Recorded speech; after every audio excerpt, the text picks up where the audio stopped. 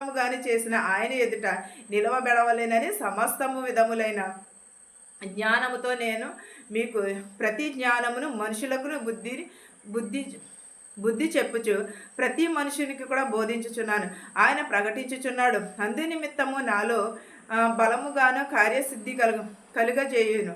ఆయన క్రియాశక్తిని బట్టి నేను పోరాడుచున్నాను, ప్రయాసపడుచున్నాను. ఎలాగ మన సువార్త కోసం ప్రయాసపడాలి, విశ్వాసం కోసము మనం ప్రయాసపడాలి, క్రీస్తు మహిమని నిరీక్షణ కోసము మనము నిరీక్షణ కలిగి ఉండాలి.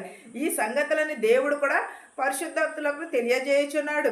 ఇప్పుడు ఈ మర్మములను మనము గైకొనాలి. ప్రతి మనిషిని కూడా క్రీస్తునందు సంపూర్ణముగాను చేసి ఉన్నాడు. ఆయన ఎదుట నిలవబడవలను సమస్త విధములైన జ్ఞానముతో మేము ప్రతి మనుషునికి కూడా బుద్ధి చెప్పుచున్నాం, ప్రతి మనుషునికి కూడా లోబరుచున్నాడు, ప్రతి మనిషిని కూడా బోధ చేయుచున్నాడు.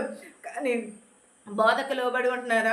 అందులో మర్మమును తెలుసుకుని ఉంటున్నారా? ఒక్కసారి ఆలోచించండి. మనం చెప్పడం కాదు, వినవడం కాదు, మనం గ్రహించాలి, విశ్వాసమును కలిగి ఉండాలి. మన సంఘంలో కానీ మన హృదయంలో కానీ ఎక్కడైనా సరే మనము నిరీక్షణ కలిగి ఉండాలి. ఇతరుల వల్లే నిరీక్షించిన ఇతరుల వల్లే కాకుండా మనము నిరీక్షణ కలిగి ఉండాలి. మనము మనుషులకు కాదు, దేవునికి ఇష్టలైన మనుషులుగా ఉండాలి. జ్ఞానముతో ప్రతి మనుషునితోని కూడా బుద్ధి చెప్పున ప్రతి మనుషుని కూడా బోధించుచు ఆయనను ప్రకటించుచున్నాను. అందు నిమిత్తమే నాలో బలముగాను కార్యసిద్ధి కలుగచేయను. ఆయన క్రియాశక్తిని బట్టి నేను పోరాడుచున్నాను, ప్రయాసపడుచున్నాను అన్నాను. క్రియాశక్తిని బట్టి పోరాడుచున్నాను అన్నాను. దేవుని శక్తిని బట్టి మనం పోరాడాలి.